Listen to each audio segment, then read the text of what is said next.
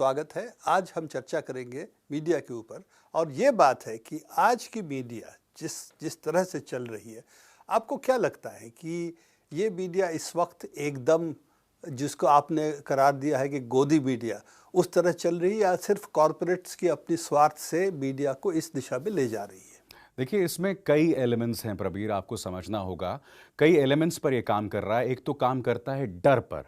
अब वो डर कई स्तरों पर आता है। एक तो सीधा ताल्लुक संपर्क होता है पार्टी का, यानी कि भारतीय जनता पार्टी का चैनल के संपादक के साथ। और इसके अलावा एक दूसरा तरीका है कि कॉर्पोरेट्स के जरिए भी दबाव होता है। मसलन एक चैनल से जब 2 या 3 पत्रकार निकाले गए थे, तो उस दौरान क्या हुआ था कि जब ये 3 पत्रकार वहां पर मौजूद थे, तो अचानक जितने भी फ्रेंडली कॉर्पोरेट्स थे, उन्होंने अपना एडवर्टाइजमेंट देना बंद कर दिया। सत्तारूढ़ भारतीय जनता पार्टी ने अपने प्रवक्ताओं को भेजना बंद कर दिया। अब आप सोचिए, एक चैनल में अगर सत्तारूढ़ भारतीय जनता पार्टी के प्रवक्ता नहीं जाएंगे, उनके नेता उन्हें इंटरव्यूज नहीं देंगे, तो आप सोच सकते हो कितना नुकसान उस चैनल को है।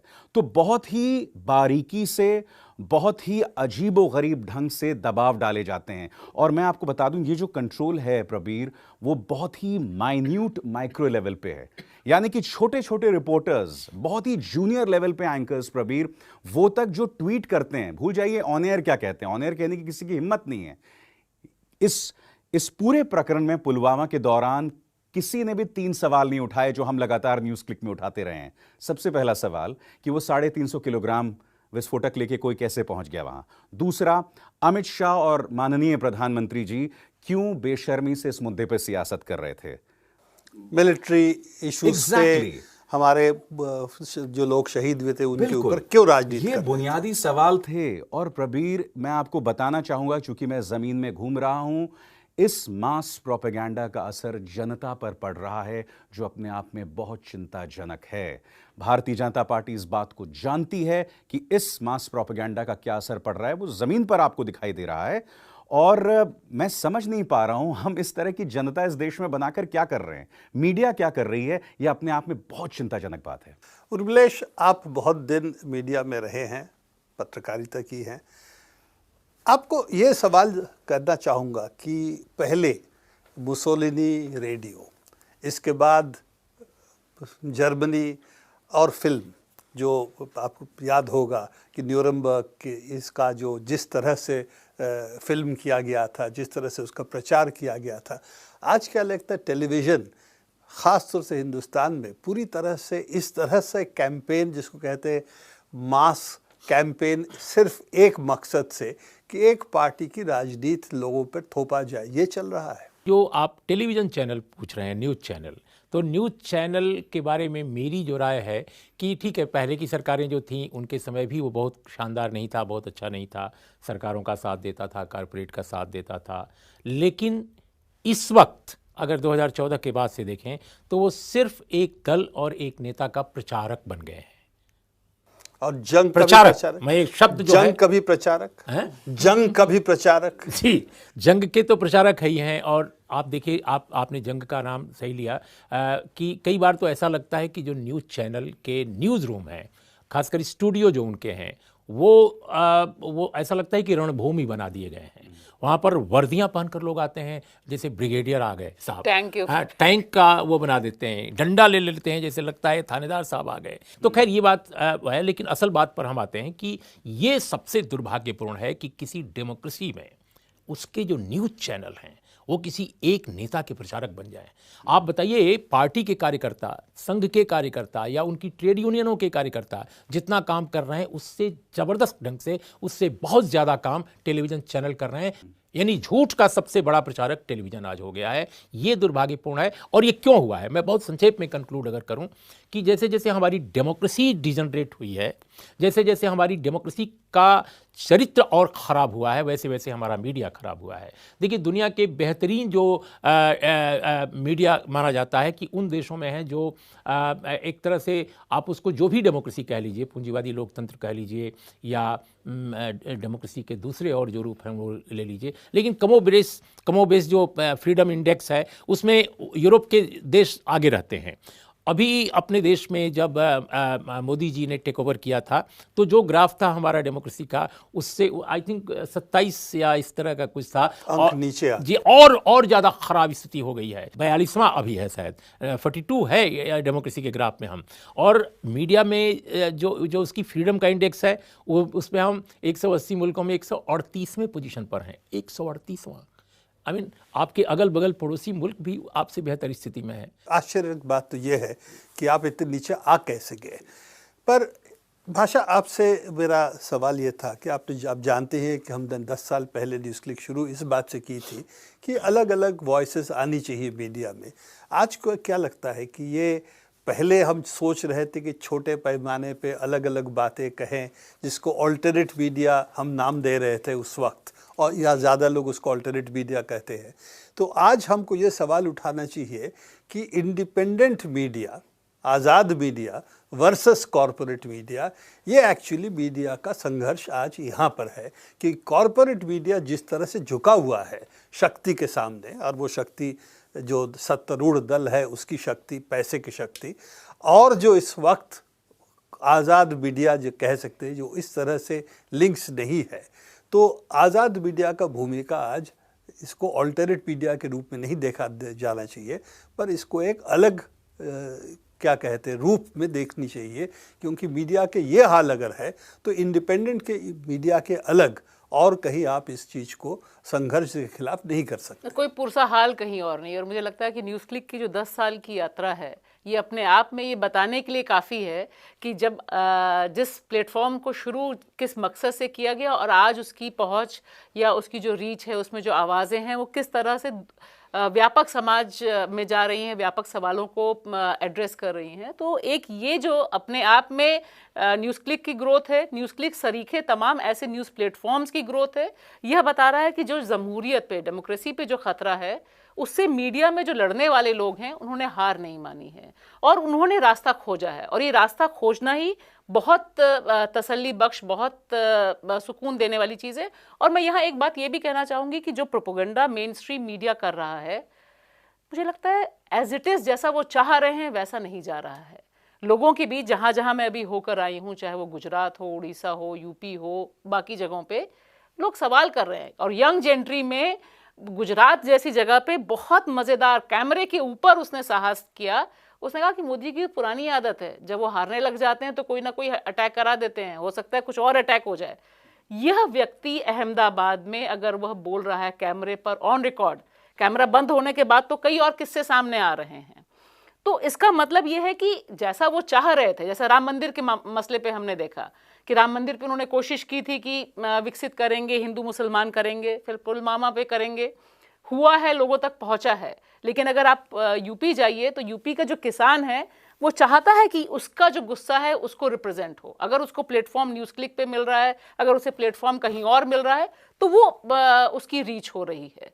तो आज के दौर में इसे सिर्फ अल्टरनेटिव मीडिया या एक छोटा प्लेटफॉर्म कहने के, क्योंकि हम तमाम माध्यमों से पहुंच रहे हैं। अगर व्हाट्सएप पे उनके पास पहुंच रहा है कि 350 लोग मारे गए, आप पूछिए तो जैसे अभी उर्मिलेश जी ने कहा कि वहाँ बोलेंगे कि मीडिया ने बताया, बहुत सी जगह लोगों को बोलेंगे कि व्हाट्सएप पे खबर आई थी। उसी तरह से ये वाली जो खबरें हैं, जो ये वाले प्लेटफॉर्म्स हैं, जिसे एक इंडिपेंडेंट मीडिया के तौर पर, और एक बहुत बड़ा सेक्शन है, मुझे लगता है ऐसा नहीं है कि ये एक छोटा सेक्शन है, इसकी रीच भी बहुत है। वर्नाकुलर मीडियाज डिफरेंट, अलग अलग भाषाओं में, जिस राज्य में जाइए आपको इस तरह के प्लेटफॉर्म्स मिलेंगे। क्योंकि अब एक बात लोगों के दिमाग में, मीडिया में भी जो लोग तड़प रहे हैं अंदर बाहर आने के लिए, और जहां उनको मौका मिल रहा है वो तमाम इस तरह के प्रयोगों में सामने आ रहे हैं, वो एक जोखिम उठा के अपनी बात कहने में आ रहे हैं। तो इसका मुझे लगता है कि ये एक बहुत क्रिटिकल जंक्चर सिर्फ इंडियन पॉलिटिक्स के लिए ही नहीं है या इंडियन डेमोक्रेसी के लिए नहीं है, उससे जुड़ा हुआ जो मीडिया है उसकी जो साख है, उसकी साख आज के तारीख में जनता समझ रही है कि हाँ, इस पे तो यही आएगा। अर्नब है तो अर्नब यही बोलेंगे, बाकी चैनल है वो यही बोलेगा। अखबार को लेकर भी जो छोटी दुकानों पे डिस्कशन होता है, अगर हम उसको समझें तो बड़ा मज़ेदार है। उससे एक आप छद्म राष्ट्रवाद पैदा करते हैं, कुछ समय के लिए नफरत पैदा करते हैं। लेकिन फाइनली तो आपको रोटी चाहिए, आपको नौकरी चाहिए। अगर उसका पॉलिटिकल ट्रांसलेशन उस तरह से होता इन मुद्दों का, इन गुस्सों का, इस गुस्से का, तो जो ये इंडिपेंडेंट मीडिया के डिफरेंट चैनल्स हैं, डिफरेंट प्लेटफॉर्म्स हैं, उनकी मुझे लगता है कि पूछ और पहुंच ज़्यादा बढ़ेगी। और आज भी साख जो बनी हुई है, आप जाइए ज़मीन पर, तो लोगों को तब भी ये उम्मीद होती है कि अगर आप एक मीडिया की तरफ से हैं तो 2 गाली भी आपको देंगे, लेकिन फिर भी उनको लगेगा कि गुस्सा कहने के लिए तो हमें ये एक विकल्प यही है। तो ये एक जो भरोसा है, मुझे लगता है इस समय हमें इस भरोसे को जिंदा रखना बहुत ज़रूरी है, और वो ये मीडिया ही रख सकता है। आपको ये पूछना था कि जहर इस वक्त 2 तरह से फैल रही है। एक तो है कि कम्युनल जहर, एक वो फैलाई जा रही है, और इस कम्युनल जहर को पाकिस्तान और उग्र राष्ट्रवाद से जुड़ा जा रहा है। और ये जहर अगर आप देखें तो टेलीविज़न सबसे ज़्यादा इफ़ेक्टिव चैनल है इसको पहुंचाने के लिए। मैं किसी एक चैनल की बात नहीं कह रहा हूं, बट इन जनरल। और अखबार भी इसके साथ जुड़ा हुआ है, ख़ास तौर से जो रीजनल अखबारें हैं वो बल्कि ज़्यादा इससे जुड़े हुए लगता है। तो आपको क्या लगता है कि इस वक्त इसके खिलाफ, जो इसको हम इंडिपेंडेंट मीडिया करें, उसकी मैसेजिंग क्या होनी चाहिए? क्योंकि उग्र राष्ट्रवाद का खिलाफ मैसेज क्या है, लोगों को सोचने के लिए मजबूर करे, उसका मैसेज क्या है? क्या हिंसा, इस तरह से उग्र राष्ट्रवाद के जगह पे हम क्या कर सकते हैं, जाकि आप क्या कहते हैं, रिलीजियस सिंबल्स को अपनाते हैं, ताकि जनता इस वक्त शिव की तरह विष को लेके नीलकंठ बन सकता है? बिल्कुल, मुझे लगता है कि हमारा कर्तव्य यहाँ पर यह हो जाता है कि हम आम जनता को ये बताएं कि इस तरह की उग्र राष्ट्रवाद, इस तरह से जहर का उन पर क्या असर पड़ने वाला है, उनके परिवार के सुख पर क्या असर पड़ने वाला है, उनकी रोजी रोटी पर क्या असर करने वाला है। क्योंकि अगर एक समाज में अराजकता है तो उस समाज में कौन इन्वेस्ट करना चाहेगा? मोदी जी दुनिया भर घूमते रहते हैं, इस बात पर डेटा है सामने कि किस तरह का फॉरेन इन्वेस्टमेंट आया है। तो जनता को वो संदेश दिए जाने की जरूरत है, और जनता को यह भी बताने की जरूरत है कि देखिए, बाकायदा एक पूरी साजिश चली आ रही है। हुआ क्या था, मैं आपको 2 घटनाओं का जिक्र करना चाहूंगा, एक तो कासगंज, दूसरा बुलंदशहर। प्रबीर, इन दोनों घटनाओं के जरिए, मीडिया के जरिए बहुत बड़े पैमाने पर अराजकता, ध्रुवीकरण पैदा करने की कोशिश थी। मैं आपको एक चीज बताता हूं, कासगंज में एक बहुत बड़े न्यूज चैनल ने एक झूठ चलाया कि साहब जो तमाम मुसलमान हैं वो झंडे का विरोध कर रहे थे, जो अपने आप में बहुत बड़ा झूठ था, क्योंकि वो भी झंडा ही फहरा रहे थे। अब आप सोचिए किस तरह की मैसेजिंग जारी है पूरे देश में। मैसेजिंग क्या जारी है कि मुसलमान देशद्रोही है, वो झंडा का विरोध कर रहा है, इससे ध्रुवीकरण पैदा होता है। अब मुझे याद है जब मैंने इसका विरोध किया था, और उस वक्त मैं जिस चैनल में था वो चैनल सही तस्वीर पेश कर रहा था, तो जब मैंने उसका विरोध किया था और फेसबुक पर आकर उसके खिलाफ आवाज बुलंद की थी, जिसका परिणाम यह हुआ कि उस न्यूज चैनल को अपनी रिपोर्टिंग बदलनी पड़ी। मगर उसका खमियाजा क्या हुआ? क्योंकि मुझे बताया जाता है कि एक अदृश्य हाथ, एक अदृश्य संदेश गया मैनेजमेंट को, और उसके बाद मुझे शो कॉज नोटिस जारी किया गया कि आपने ये आर्टिकल क्यों लिखा, आपने ये वीडियो ब्लॉग क्यों किया। अब मैंने उनसे कहा कि साहब, मेरा जो वीडियो ब्लॉग है, it is based on the facts that was presented, that was being telecast on our own news channel. फिर भी मुझे से शो कॉज नोटिस माना गया, और जो व्यक्ति दंगा फैला रहा था वो आज भी उसी चैनल में बना हुआ है। बुलंदशहर में भी क्या था, अगर आप उस पूरे साजिश पर निगाह डालें तो उसके जरिए भी वही प्लान था। ये तो क्योंकि सुबोध कुमार सिंह मारे गए, इसके चलते इनका प्लान बिगड़ गया। देखिए, अब मैं अभी कुछ देर पहले, जब कार्यक्रम शुरू करने से पहले, मैंने आपको एक स्क्रीनशॉट दिखाया था। एक न्यूज चैनल इस वक्त एज वी स्पीक, जबकि कोड ऑफ कॉन्डक्ट है, वो जानते हैं क्या सम्मेलन कर रहा है प्रबीर? राम रक्षा और राष्ट्रवाद। इस वक्त जब कोड ऑफ कॉन्डक्ट है, जब माहौल जो है नाजुक है, आप एक सम्मेलन कर रहे हैं अपने चैनल पर, एक नेशनल चैनल पर, राम रक्षा और राष्ट्रवाद। क्या एक न्यूज चैनल को ऐसा करना चाहिए? आप कह सकते हो साहब मेरी विचारों की अभिव्यक्ति है, मगर आप किसके पक्ष में वो कर रहे हैं? तो साफ है, तो ये स्पष्ट है। और मैं एक चीज मैं बोलना चाहूंगा, मैं थोड़ा सा इत्तेफाक नहीं रखूंगा जो अभी कहा है उर्मिलेश जी ने कि कांग्रेस की टाइम भी होता था। मैं एक आप छोटी सी मिसाल दूंगा, फिर मैं अपनी तर्क को यहां बंद करूंगा। कि कांग्रेस के टाइम पर भी दबाव होता था, मगर हमें 2-3 चीजों पर गौर करना पड़ेगा। कम से कम कांग्रेस के टाइम पर एक अन्ना आंदोलन जैसा एक आंदोलन तो खड़ा हुआ। क्या आज आप उम्मीद कर सकते हैं, या निर्भया जैसा एक आंदोलन तो था, क्या आप उम्मीद कर सकते हो आज मोदी सरकार में ऐसा कोई आंदोलन हो? मैं आपको एक और अंत में एग्जाम्पल देता हूं। सलमान खुर्शीद के एनजीओ के खिलाफ उस वक्त मैं आज तक में होता था, हमने एक स्टिंग ऑपरेशन किया था। मैंने और दीपक शर्मा ने उस प्रेस कॉन्फ्रेंस में खड़े होकर उनकी बखिया उधेड़ दी थी। हमारी नौकरी बनी रही और मैं काम करता रहा। मैंने खड़े होकर उंगली दिखा दिखा के उन्हें सवाल किया था, और मुझे तो वो सवाल पूछने का हक भी नहीं है आज की तारीख में। आज की तारीख में कोई न्यूज़ चैनल मुझे छूना तक नहीं चाहता है। मुझे बहुत खुशी है क्योंकि मेरे पास न्यूज़ क्लिक है, ठीक है। तो एक तरह से कहा जा सकता है कि कम से कम वहां एक ढोंग तो था डेमोक्रेसी का। यहां तो इट्स ब्लेटेंट, ब्रेजन। तो